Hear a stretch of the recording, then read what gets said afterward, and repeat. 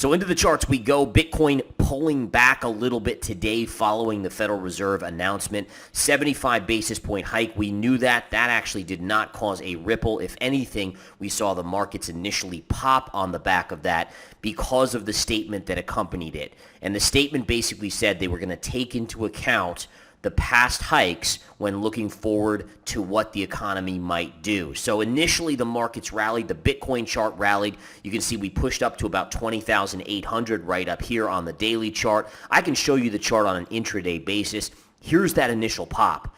Then Jerome Powell comes out in his press conference and basically stays as hawkish as could be. The dollar started to rip up, and guess what the Bitcoin chart did? And you could see it before you. We started to see a sharp decline. So Bitcoin lost all those gains, gave back even a little bit more. Granted, it's not a huge move in the scheme of things. If we go back to the daily chart, Bitcoin is only trading down about 1.6% on the day. But more importantly, and this is what we have to monitor this area right here. All right, so basically this area here is what I'm following in terms of this bullish pattern. If we start trading below 20,000 on Bitcoin, I would start to get a little bit concerned. So again, what I'm looking at is this area to this area. And you can see right there. So we are getting close to the low from right here, which was the starting point of this secondary green candle. Ideally, you want to stay within this range. That will ultimately help the market kind of keep the bullish bias here. If we start trading down here, that's not good. I mean, yes, you have some support here at around 19,500 to 600. We know that obviously comes back to the 2017 highs plus these pivot points. But at the same time, then the bull flag would be broken, which again would be a negative. No doubt about that. All right, so again, we're going to keep a close eye on things here, but bottom line is we want to see this 20,000 level on Bitcoin hold on a daily closing basis. You can pierce intraday. A pierce quickly, that's not the end of the world. You don't want to see it stay below that level. All right, let's go to Ethereum. And by the way, that Fed announcement was insane. Look at Ethereum starting to drop as well. We knew Ethereum was near resistance right up here. We talked about this being a little bit more of a risky chart going into the Fed statement. But again, you can see the nice little dip down about 4% on Ethereum following an initial pop on that Fed statement. And this is how crazy things were. I want to show you guys this because if we go to the S&P 500, right? So S&P, by the way, was down 2.5%. So by the way, right now, Bitcoin actually outperforming the S&P 500, which again, that's remarkable when you think about the history of Bitcoin and the volatility of Bitcoin.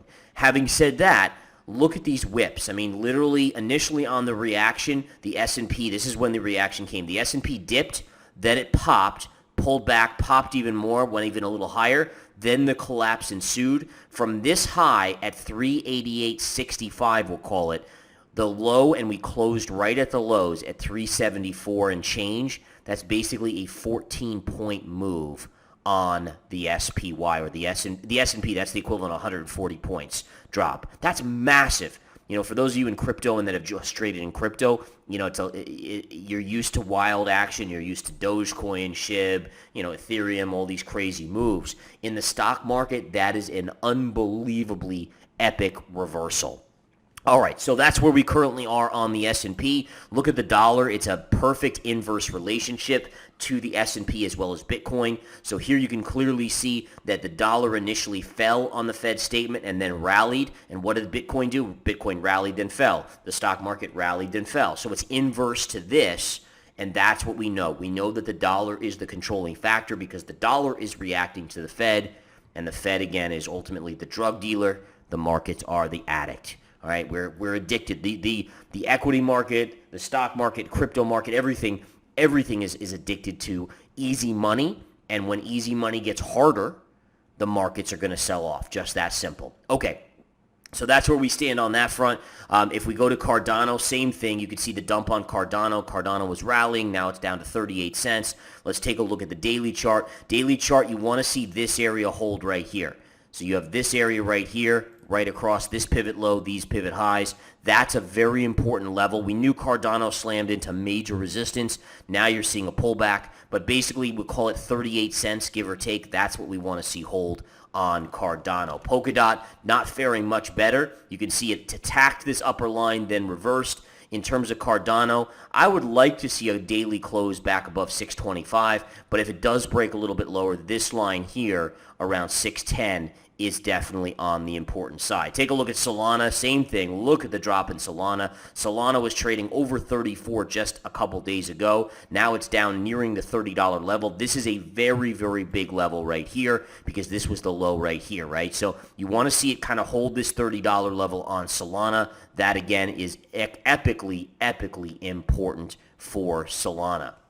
Let's take a look at Avalanche. You shouldn't expect much difference on Avalanche. It had a great run, but it is giving some back. Ideally, I think this area here is what you kind of want to hold. This area right here and this area right here. This area, we'll call it around $17.50 to $18. That would be the ideal area to hold to kind of keep that bullish pattern, that bullish, kind of chart pattern intact. All right, so essentially you could see the support lines right in here, and that goes right across there. Now let's look at BNB. We know BNB went to a short-term target. Look at we talked about this yesterday with the arrow. This is your buying opportunity on BNB. So again, hit resistance, now pulling back. Let's take a look at Ripple, XRP. XRP is still doing fine. I mean, it's having a down day just like every crypto because the dollar's ripping, or the dollar did rip. But ultimately, I think when we look at this, we want to say, okay, as long as it kind of holds inside of this channel or this wedge pattern, then you can look for at some point a breakout to the upside. Take a look at Matic. Matic, again, look at this. So we were in this channel here. We tested the highs. Now we're testing the lows. If Matic breaks, what did I say to you guys? This is your buying level, right? So you'd look for a retrace to about 76 to 75 cents. That would be your buy level on Matic. Let's look at FTT here just for the heck of it. Nice rally on FTT, pullback. Your target buy is going to be right in here, right around 23.50, 23.60. That's a retrace to the scene of the crime of this breakout. That is, again, very, very key to look for in that respect. So nice little action there. All right. So again, everything I'm seeing here according to the charts looks good in terms of, we're getting a pullback at the same point. The dollar ripped. If the dollar pulls back tomorrow, you should see a little bit of a bid. If we go here, we can see that, again, this area is your key level on Bitcoin. Right now we are holding. We're actually starting to bounce a little bit on Bitcoin. We'll continue to monitor and see if it's able to get through this area. But right now, again, that is the key level on Bitcoin. You want to see it hold 20,000. All right, talk to you soon, guys. Take care.